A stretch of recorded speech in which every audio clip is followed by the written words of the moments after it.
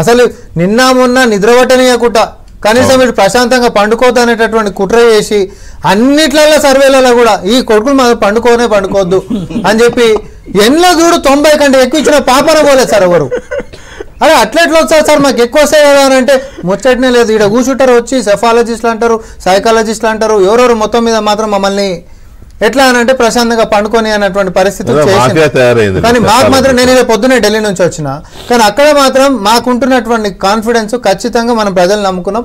ప్రజల నుంచి వస్తున్నటువంటి స్పందన మిశ్రమంగా ఏం లేదు. ఖచ్చితంగా మీరు చూడండి, మా ఉత్తరప్రదేశ్ ఎవరైనా మనం గెస్ట్ చేసినామా బీజేపీకి అంత పెద్ద డెంట్ పడుతుందని? బీహార్ గెస్ట్ చేసిండ్రా? 30 సీట్లు డెంట్ కొట్టారు ఆల్రెడీ 30 సీట్లు.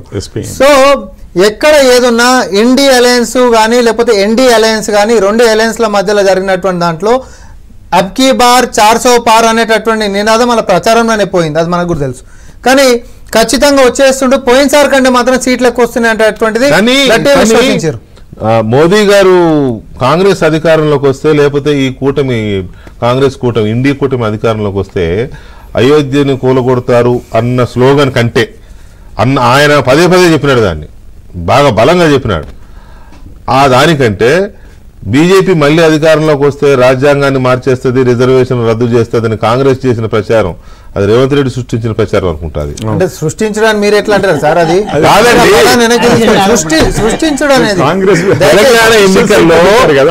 తెలంగాణ ఎన్నికల్లో రేవంత్ రెడ్డి గారు చేసిన ప్రచారం అది నిజామాబాద్దాలు నేను చెప్పను కదా, ఆయన ఎత్తుకున్నది బాగా వెళ్ళింది జనంలోకి, నేషనల్ వైడ్ గా దాన్ని తీసుకుంది కాంగ్రెస్ కదా. ఎందుకంటే బీజేపీ ఆయన రామాలయాన్ని కూలగొడతారు వీళ్ళు అధికారంలోకి వస్తే అన్నదానికంటే ఈ రాజ్యాంగము రిజర్వేషన్లది జనం ఎక్కువ తీసుకున్నట్టున్నారు, అందుకే మీకు మంచి నెంబర్ కనపడుతుంది. ఇప్పుడు మనం ఎవరమన్నా ఊహించినమా పొద్దున్న నుంచి ఇప్పటి వరకు న్యూస్లలో నరేంద్ర మోడీ గారు వెనకంజ అనేటటువంటి ఊహించినమా? ఆయన జీవితంలో కూడా ఎప్పుడు సగం ఓడిపోయి రాలేదు, బీజేపీ స్పిరిట్ సగం చచ్చిపోయింది అక్కడ.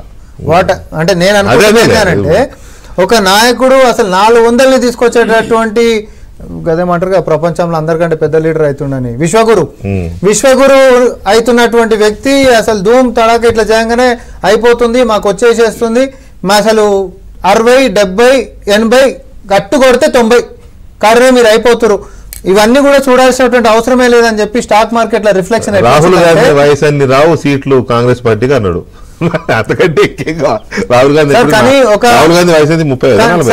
కానీ ఇప్పుడు అంటే మనకు ఒక మజాక్ లెక్క కాదు కానీ ఒక చిన్న విషయం వికే గారు, ఈ యొక్క ఎగ్జిట్ పోల్స్ ని నమ్మి ఉంటున్నటువంటి రూపాయో ₹1 ఎంత ఉంటే అంత స్టాక్ మార్కెట్లలో పెట్టి ఇవాళ కుటుంబాలతో ఆత్మహత్యలు చేసుకునేటటువంటి పరిస్థితి జనాలు, ఇది చాలా తప్పు కదా. ఎందుకు హైప్, ఎందుకు సెఫాలజిస్టులు ఈ ఏజెన్సీలు తెలంగాణ విషయంలో 10 సంవత్సరాలలో బీఆర్ఎస్ పార్టీ ఏ రోజు కూడా బీజేపీ వైఫల్యాలని ప్రజలకు ఎత్తి చూపలేదు, బీజేపీకి వ్యతిరేకంగా కొట్లాడలేదు. కాబట్టి 10 సంవత్సరాల ముందు నరేంద్ర మోడీ గారిని నమ్మినట్టు తెలంగాణ ప్రజలు ఈడ నమ్మారు. రైట్.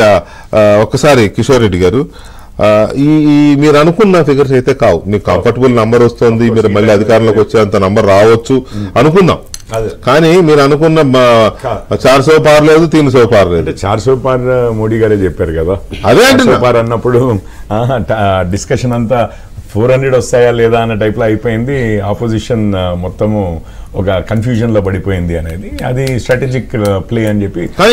ఎక్కడ దెబ్బ కొట్టింది ఇది ఇంత తక్కువ రావడానికి? మీరు అన్నది 3 రాష్ట్రాలు అంటున్నారు, అసలు 290 దగ్గర ఆగిపోతుంది కదా, ఏమైనా పెరిగితే 5 పెరిగితే 5 తగ్గుతాయి. హాఫ్ అన్ అవర్ నుంచి అయితే నేను అదే నెంబర్స్ 293 ఈ రేంజ్ లో చూస్తున్నాను, 288 నుంచి 293 మధ్యలో చూస్తున్నాను.